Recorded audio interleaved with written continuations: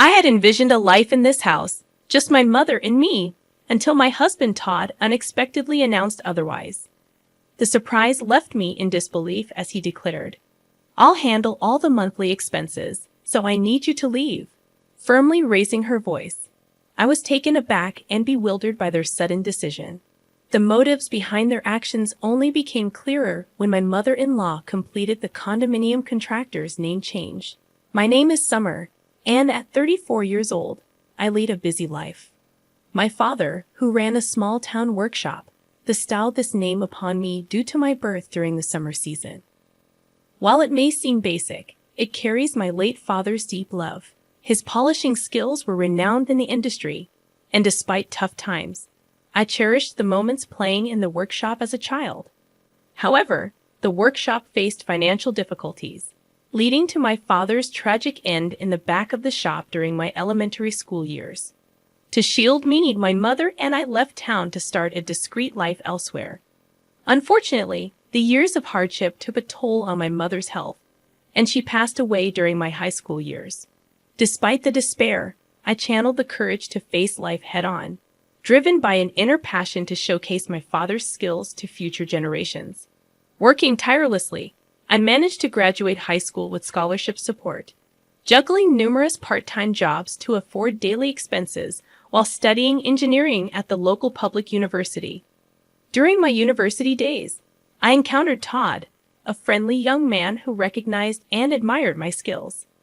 Unlike many others, he never looked down on me for being a woman, fueling my determination. After graduating, we began living together, sharing our lives. Todd efficiently managed household chores, providing immense support, especially on busy workdays. 6 years later, at 28, I contemplated reviving my father's small-town workshop, with Todd wholeheartedly supporting my dream. As we discussed the possibility of marriage frequently over these 6 years, my lifelong dream seemed poised to become a reality. However, my primary focus was on rebuilding my father's workshop before considering marriage. Todd respected this wish and patiently waited.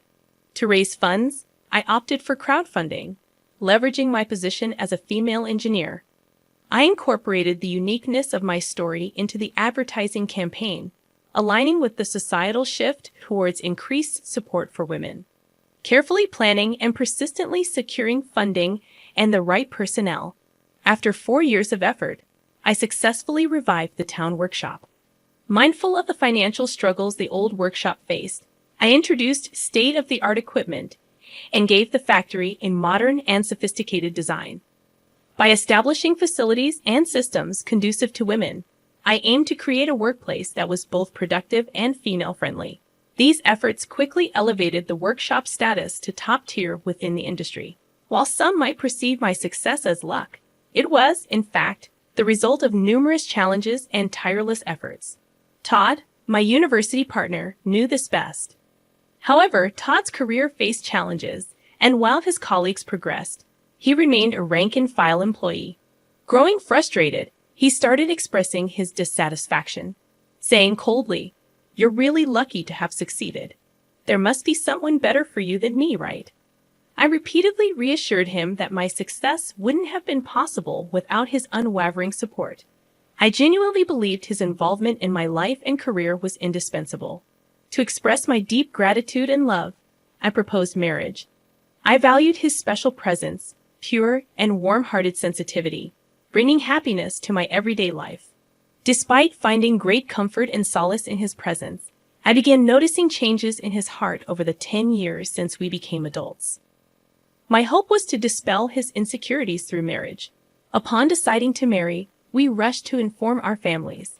Contrary to my expectations, Todd's family home was an old, decaying wooden house that raised concerns about its stability. When Todd's mother first saw me, she remarked, "You're the daughter of the wealthy business owner they often talk about," reflecting my past fundraising and media exposure.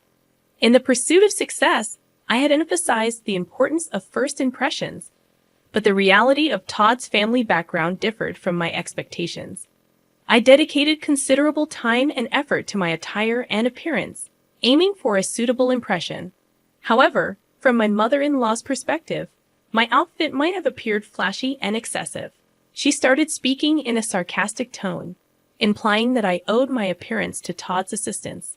Despite feeling grateful, I sensed tension as I entered their quite old house. Todd seemed to have something on his mind, but remained silent.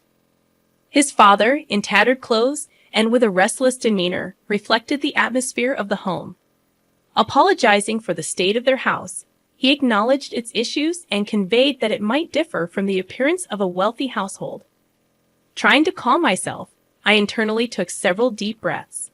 Each time I made a casual remark, Todd's parents responded with comments about how rich people have different ways of thinking and values than common people like us, making genuine conversation difficult.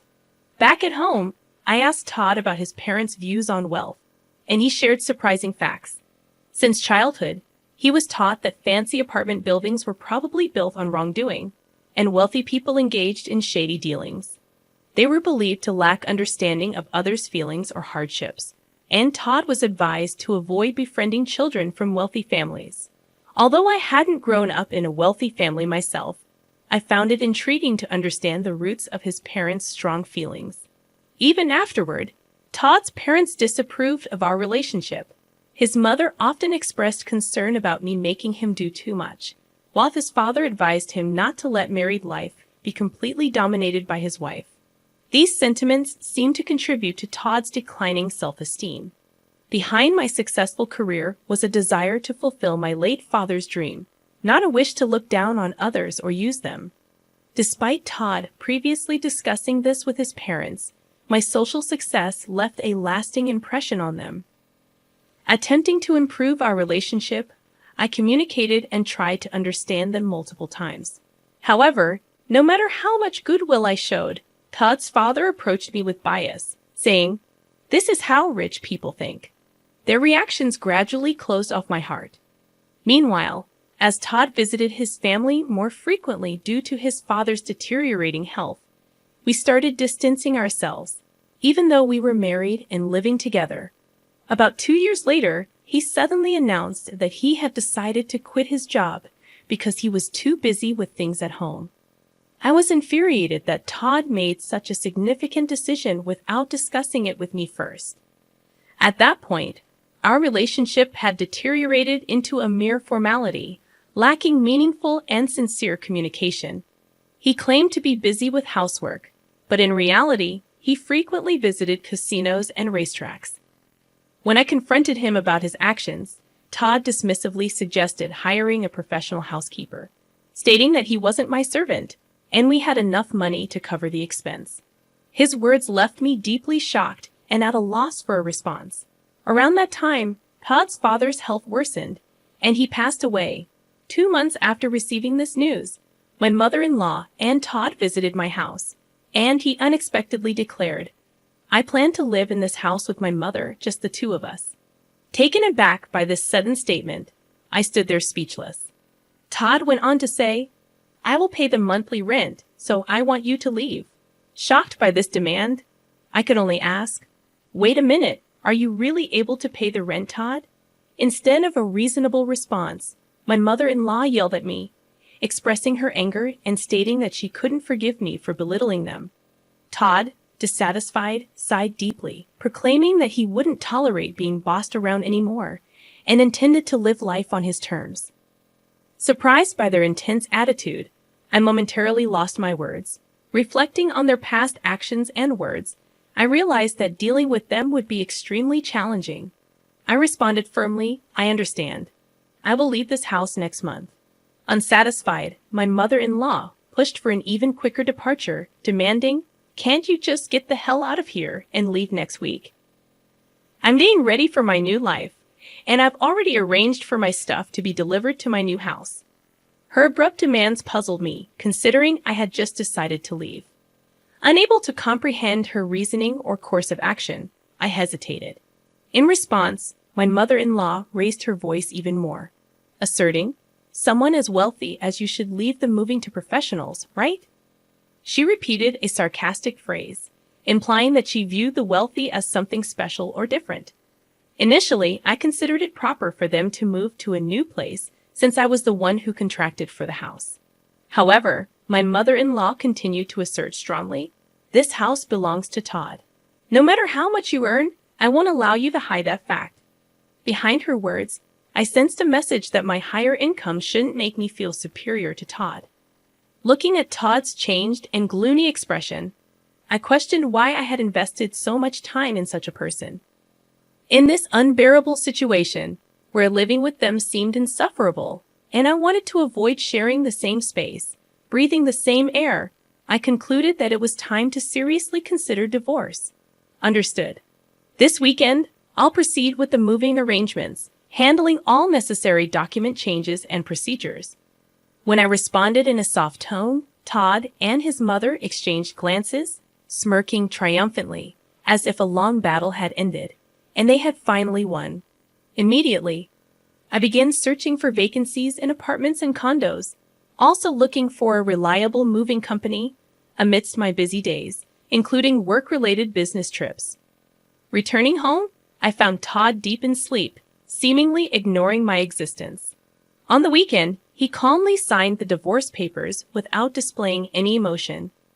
Meanwhile, his mother was receiving explanations from the real estate agent about the rental agreement and signing the contract. I was particularly concerned about whether she truly understood the high rent of $66,000. After completing all the procedures, I found myself walking alone toward a new place, with a high-rise condo behind me. The new apartment, a one-bedroom with secure surroundings, was perfect for me living alone. During the move, I decided to discard many unnecessary things, clearing both my room and my mind for a fresh start. Decorating the space to my liking was an enjoyable time for me, gradually immersing myself in the new lifestyle. Thoughts of Todd and his family started to fade, although I couldn't completely erase them from my mind. Reflecting on the memories with Todd and the challenging times we had overcome together, I never imagined our relationship would end this way. Especially during our university days when we struggled financially, we supported each other's livelihood. The strain that developed over time was deep and immeasurable. However, I later came across shocking information when I coincidentally reunited with a university friend. She told me rumors of Todd flaunting around in city clubs. Also, a former neighbor from where I used to live mentioned seeing my ex-mother-in-law frequently entering and exiting a luxury foreign car. They described them wearing unfamiliar luxurious fur clothes and speaking completely differently than before. Hearing about their lavish lifestyle, I couldn't believe they'd once looked down on the wealthy. Particularly after I had distanced myself from that life, I saw how much they had transformed. Then, unexpectedly, 2 months later, I received a call from Todd. "I really need your help." His voice conveyed a level of desperation I had never heard before. I had not expected to hear from him in such a manner after our one-sided relationship ended. Actually, we've gotten ourselves into some unexpected trouble. What exactly happened? Todd's response indicated that the events had begun 3 months prior. He was shocked to learn the astonishing truth through a call from his mother.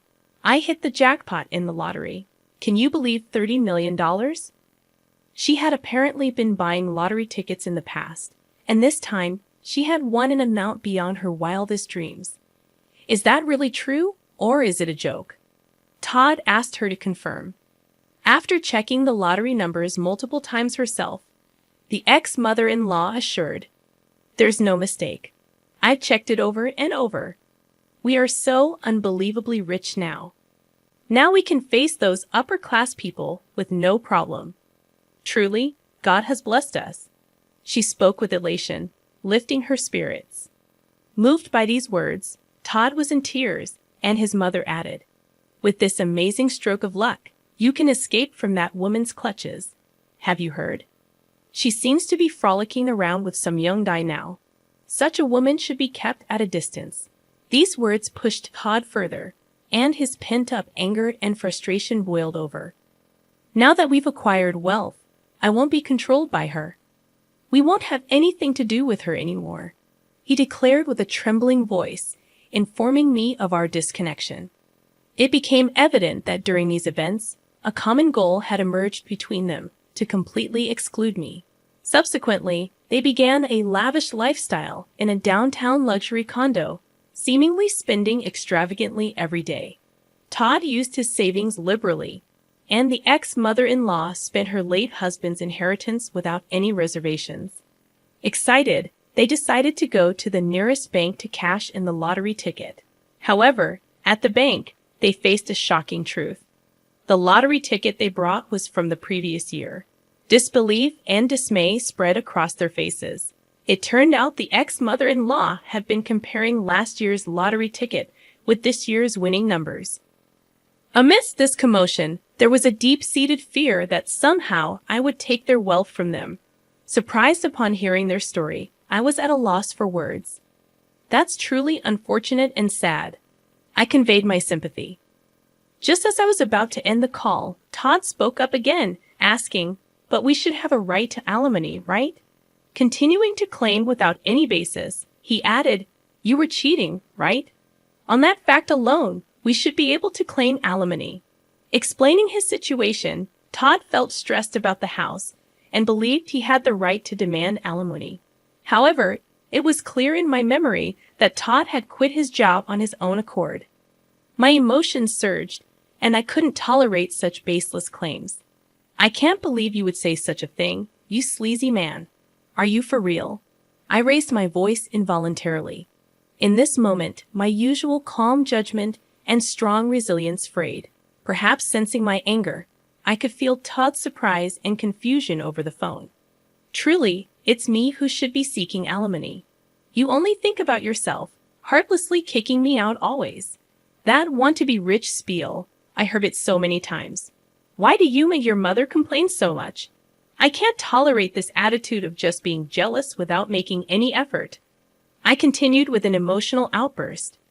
After my emotional outburst, there was a moment of silence. Then, I felt a sense of clarity and hung up the phone. Their mistake with the lottery ticket astounded me, but now it was none of my business. Whatever fate they met was irrelevant to me. Days later, as I walked in front of my factory, I saw my ex-mother-in-law in a visibly deplorable state. She appeared before me and began to prostrate. "Please help me. We can't afford to return the $66,000. Please come back and be a part of our family again." That should have been clearly written in the documents. Why didn't you check them thoroughly? Didn't you understand how serious it all was? And about that lottery ticket, I murmured slowly, choosing my words carefully. Will you truly abandon a mother and child struck by such misfortune? After a pause, I shook my head calmly and said, "I believe that luck, in many cases, is something you forge for yourself despite hardships. I have strived to carve out my own destiny. How much of that mindset did you have?" My words left her with a surprised and somewhat regretful expression. Struggling to find a response, I walked past her and started walking in the direction of the building. After a short walk, I turned around to find my former mother-in-law still standing there.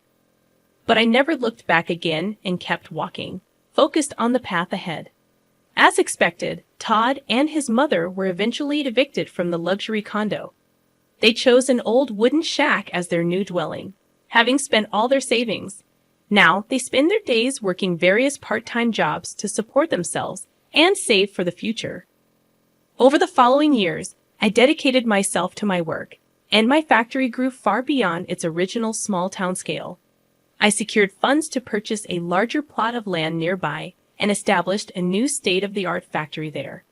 This newly built facility was designed with the comfort of the entire family in mind, complete with maternity leave and childcare facilities for employees.